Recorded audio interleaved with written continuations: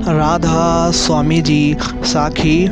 आज का रूहानी विचार हुजूर महाराज चरण सिंह जी महाराज जी के अनमोल वचन। जब तक जीव शब्द की धुन की धार को नहीं पकड़ पाता, उसमें लीन नहीं हो जाता, तब तक आवागमन के छुटकारा नहीं।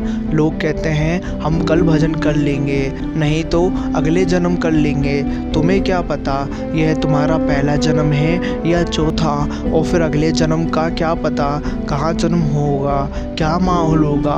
मौका मिले या ना मिले, अभी फ़ायदा उठाओ, तभी उस पार जा सकोगे। उस सद्गुरु के दिए नाम के शब्द की कमाई करते हैं। उन जीवों के सब काम तो अपने आप ही हो जाते हैं। उसके हुक्म में रहो।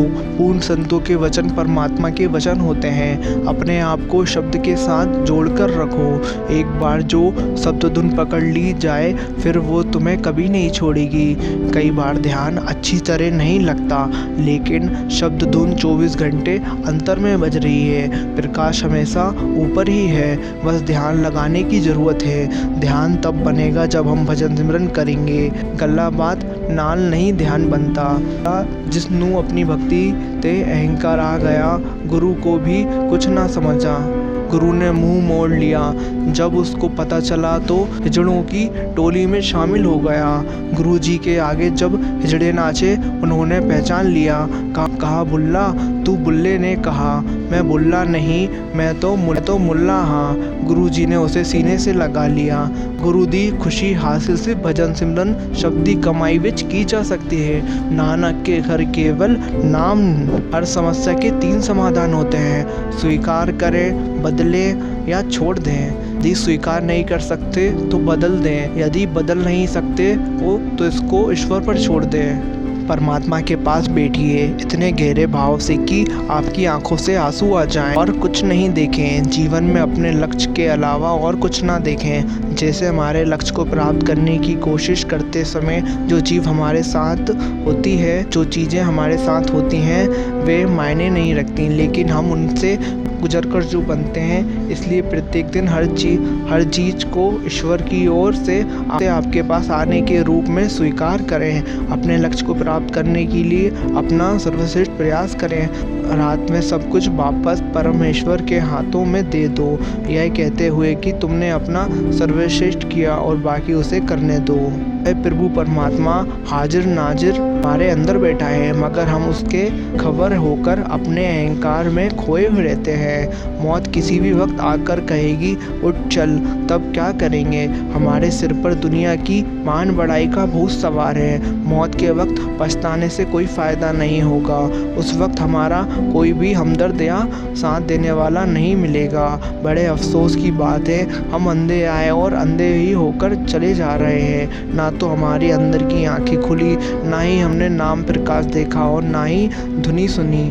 इसी तरह जब हम अंधे बहरे की तरह खुदा के दरगाह में पहुँचे, तब हमें वहाँ शर्मिंदा होना पड़ेगा।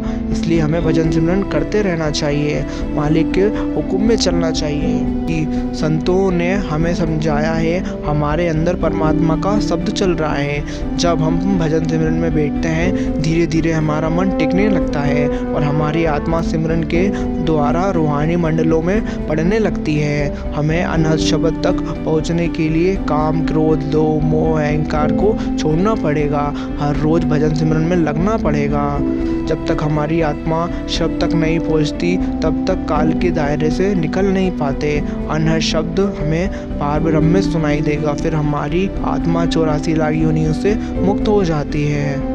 सारी दुनिया को अहंकार की बीमारी लगी है। आज का शब्द प्रभु पास जन की अरदास। अर्थ गुरु ने हम सब पर तरस करके अपनी मनोकामनाएं पूरी करने का एकदम सरल उपाय दिया है, और वह है अरदास। अरदास में वह ताकत है, अगर अरदास सच्ची श्रद्धा से मन जोड़कर भाव से की जाए, अमृत वेला उठकर की जाए, ऐसा हो ही नहीं सकता कि वह अरदास पूरी ना हो। प्रभु भोले बाप का भूखा है। अरदास के लिए शब्द नहीं, भाव जरूरी है। भाव जरूरी है। यदि शब्दों की कीमत होती तो गूंगों की अरदास कभी पूरी नहीं होती। जो तेरी इच्छा हो मुझसे भले भाव से, बिना चतुराई के सफलता से सीधे तरीके से मांग ले। ऐसा ना हो कि मन में तेरे कुछ और हो और मुंह पर कुछ और हो। गुरु सबके मन की जानता है। जो श्रद्धा से अमृत वेले उठकर सरलता से पूर्ण भाव से प्रभु के सामने अरदास करता है, वह अरदास जरूर पूरी होती है। इसलिए अमृत वेले उठो, सच्ची श्रद्धा से गुरु से अरदास करो, मांगो, सब कुछ मिलता है। राधा स्वामी जी। आशा करता हूँ ये साखी आपको अच्छी लगी हो तो वीडियो को लाइक कर दीजिए, चैनल को सब्सक्राइब कर दीजिए। राधा स्वामी जी।